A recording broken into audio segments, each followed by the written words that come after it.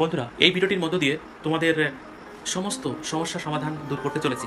ভিডিওটি শেষ পর্যন্ত অবশ্যই দেখবে। দেখো, স্বরধ্বনির উচ্চারণের স্থান।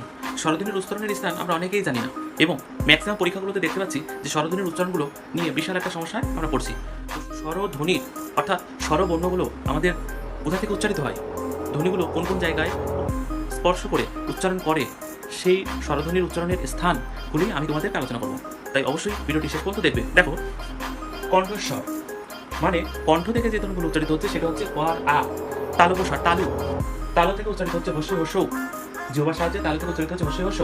আর মূর্ধা থেকে উচ্চারিত হচ্ছে রি। জিহ্বা মূর্ধাতে স্পর্শ করে উচ্চারণ করা হচ্ছে রি। ওষ্ঠস্বর, ওষ্ঠ থেকে উচ্চারিত হচ্ছে ওষ্ঠ। ও ওষ্ঠ আমরা জানি, ওষ্ঠকে বলা হচ্ছে ওষ্ঠ। এই যে ওষ্ঠ, ওষ্ঠ হচ্ছে ওষ্ঠ সাহায্যে হস্য হস্য হস্য হস্য।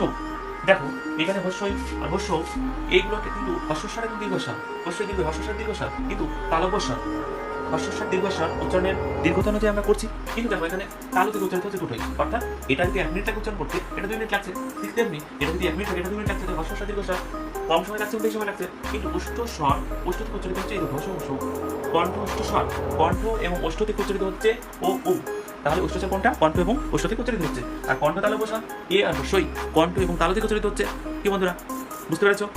এই কটা উচ্চারণের স্থান ঠোঁটস্থ করে ফেলবে, যাতে যেখান থেকেই প্রশ্ন দিক না কেন যে কোন স্বরধ্বনিটা কোথা থেকে উচ্চারিত হয় একদম ভুল না হয়।